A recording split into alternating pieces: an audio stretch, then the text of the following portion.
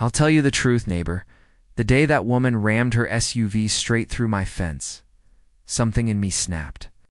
I'd put up with that HOA for years. The letters, the fines, the constant inspections. This time, they crossed the line. Literally, it was a quiet Tuesday morning on my ranch. I was sipping coffee, watching the sun spill over the fields, when I heard a crunch that made my heart drop. I stepped off my porch, and there she was. Karen, the HOA president herself, sitting behind the wheel of her silver SUV, nose deep into my wooden fence. She got out, clipboard in hand, and said it was an accident during a property inspection. An inspection? On my land? My fence stood 5 feet beyond the HOA boundary line, the same line my father and I measured years ago when we built it. I told her politely to leave. She smiled that fake smile and said, "If you have nothing to hide, Mr. Thompson, you won't mind me checking?" That was the moment I knew this wasn't about rules, it was about control. Over the next few days, she doubled down.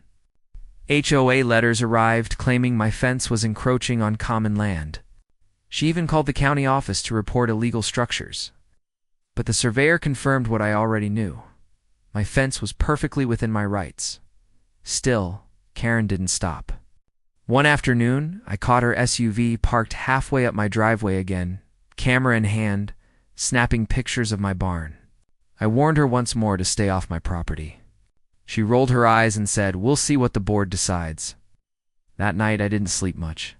My father's old sugarcane loader sat by the barn, the same one he used every harvest season before he passed.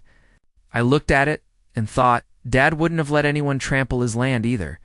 So when Karen came back the next morning, this time parking right over the busted fence to document the damage, I decided enough was enough.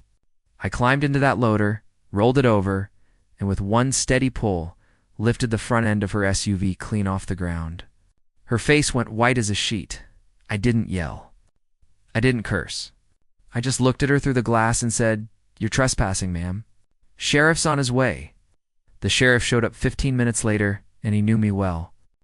Karen was cited for trespassing and property damage. HOA had no defense. The county report sealed it now. The fence stands rebuilt, stronger than ever. With my father's initials carved into one of the posts, and every time I sip coffee on the porch, I can't help but smile a little. Sometimes, standing your ground doesn't mean fighting. It just means lifting the problem out of your way. Asterisk.